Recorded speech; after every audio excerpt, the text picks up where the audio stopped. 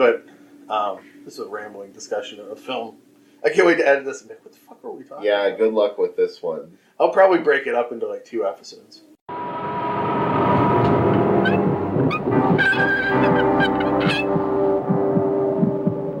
Dracula is back. Back because you have called him.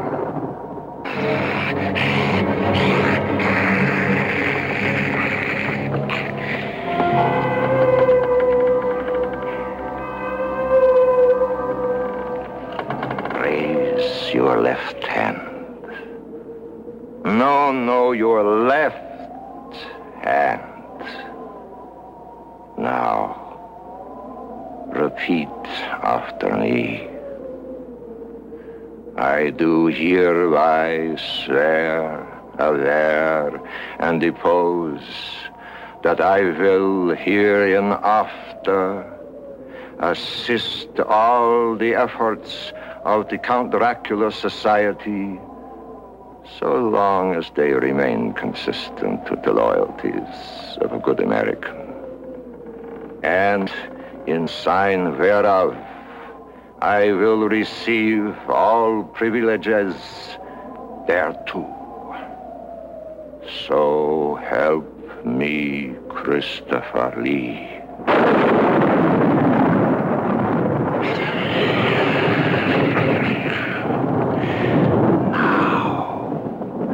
Now, you are one of us. Oh my God. Please talk about movies that don't, nothing happens in a little longer.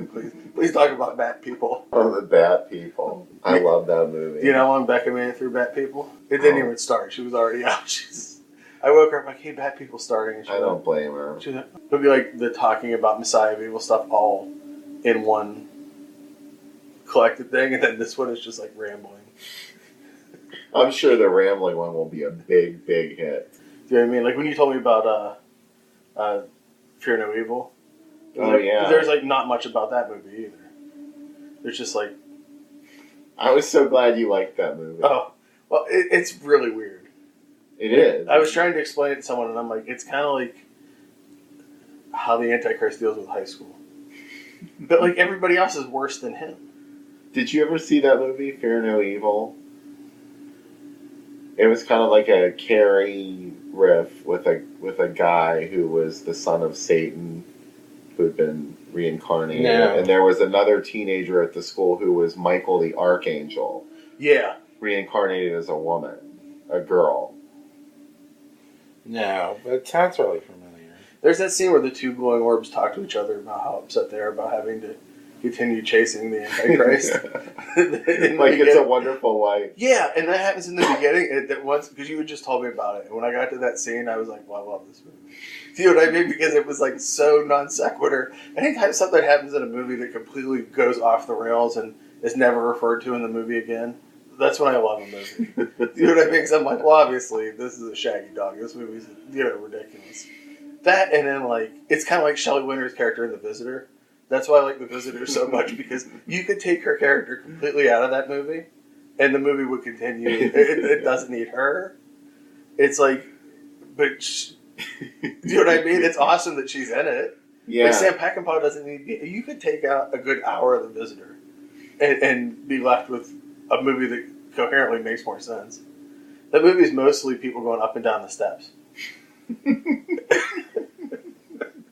It is like a joy for you, because nothing really happens if people go up and down the steps. I did call my... That movie's crazy. Oh. It's absolutely crazy. That's another movie that people don't really know. Like the Alamo Drafthouse rediscovered it a couple years ago.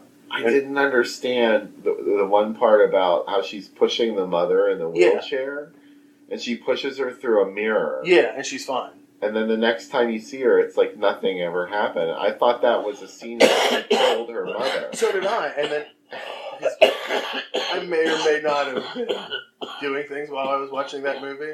I was in the right mindset for that movie. And like as I watched it, I was like, I thought that character was dead. And then that character would come back. So it was really disconcerting to watch.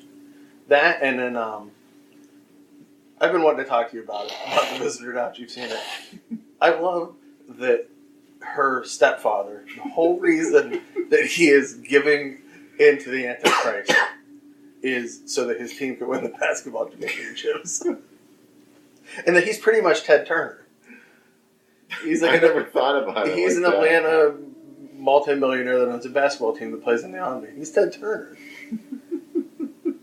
There's a lot in that movie that doesn't make any sense, and it's like, so I remember I talked to my mom the day after, and she's like, "Oh, what movies?" Because she always asks like, what goofy movies I'm watching, and I was telling her about The Visitor, and the thing that stopped her, I was like, "Well, Franco Nero's in it," and she was like, "Oh, what a beautiful man Franco Nero was." Because I guess my dad looked like him in the '70s, so that was like my mom's favorite. I'm like, "Oh, well, he's in a lot of shitty movies that I love." So, yeah, The Visitor. The other thing that's weird in it is like Sam Peckinpah being in it and not doing any of his own dialogue, and they're just like all the birds, like it's I don't know, and the all the kids with the shaved heads living on another planet somewhere in space with Jesus. Yeah, I didn't understand what that was. It was what Jesus was telling them stories. Yeah. Also, it's very much Scientology, where Jesus and or ancient astronauts, where Jesus and Satan were aliens that came to Earth to like fight. On Earth, and Satan was kept off Earth except for this bloodline that goes through this little girl. It's kind of like the Fury, but not really. It's a lot. It is kind of like Carrie, but the kid is an asshole. I don't know. And that's another movie, like, see, that's the thing, is like, whereas I could be like, oh, you should watch The Visitor, and you'd be like, oh yeah, I'm totally in. If I told anybody else to watch that 4 minutes, and they'd be like, no. I've told me, like, Extra was another movie, like I said, I told somebody about, and they shut it off, like, once the alien baby pops out, the full-size human pops out of the woman, it's like, I can't watch this movie's disgusting. Why would you turn it off after that? Oh, you've already made it through the most fucked up thing that happens, like, you've done it, like, you're down the first hill of the roller coaster, like, oh no, there's worse stuff that happens in Extra. There's a lot of horrible stuff that happens in that movie. Extra, you know what? I really love that movie now, and I hated it the first time I saw it. I rented it in the 80s. Uh-huh. I was like, oh, I've always wanted to see this movie, Extra. I wanted everything to be like Alien, or whatever it was imitating. I wanted it to be exactly like that, and of course it wasn't going to be. And I just didn't have the imagination to get past that. That is just influenced by Alien, but it is an alien. Right. It's its own story, and you should take it as its own story. Well, I think the problem back then is now, like, people get sequels in a year or less. Do you know what I mean? Like the Marvel movies, there's one like 3 or 4 a year. Yeah. When we were young, like, you didn't get another Alien for 8 years. It was 6 years. 6 years, yeah. But it felt a lot longer. Yeah. Oh, yeah. And the difference between Alien and Aliens is night and day. It's like it's a totally different movie.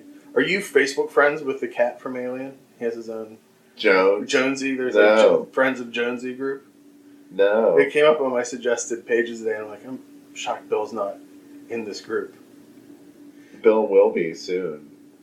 Alien is a movie that like I didn't see for the longest time because the toys came out, and I was like 7 when the toys came out, and I remember seeing the huge xenomorph on the shelf and just being scared shitless of it and not wanting to play with it, not wanting it in my house. Do you know what I mean? Like, it's pretty intimidating for a 7-year-old to see.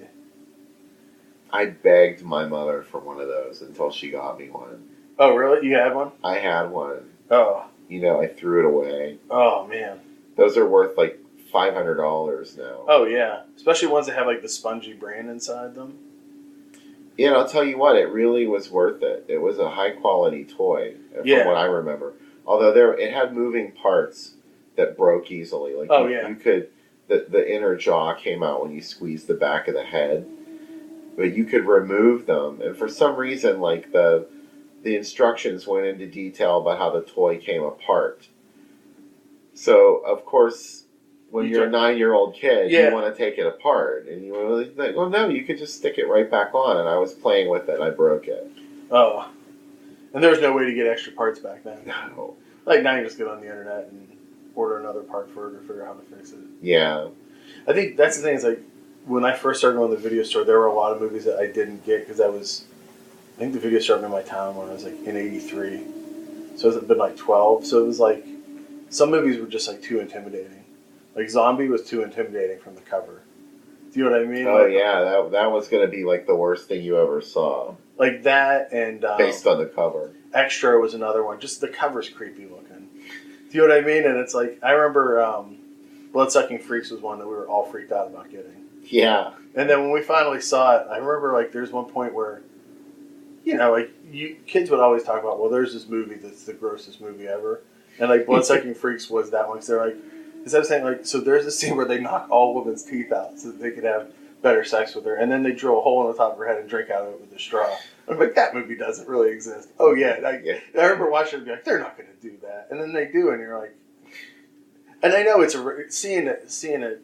I hadn't seen Blood Feast. Do you know what I mean? So it's pretty much just a shittier version of Blood Feast.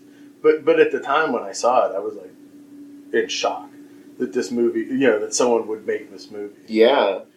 And I think I saw it like probably like 84 or 85, so it's a good 13. I think a 45-year-old Sam would not appreciate the movie to the level that 12-year-old Sam did. Do you know what I mean? Like I was maybe more forgiving. Like you said, you weren't forgiving in your teen years. I was probably more forgiving of a crappy, especially because I had no perspective of where this movie's coming from. Who is your Batman of all the Batmans? George Clooney would be your Batman? Adam West. Yeah. He has a fake nude scene in Young Lady Chatterley, too. Have you ever seen that? It's one of the Cinemax After Dark movies. A fake nude scene? Yeah, it's him. So it's not Sylvia Christel. Harley McBride plays Young Lady Chatterley. And she plays strip chess against him. And she beats him and like has sex with him. But like I was like, oh man, even as a kid, I'm like, Adam West is going to do a sex scene? Do you know what I mean? No, it's a body double.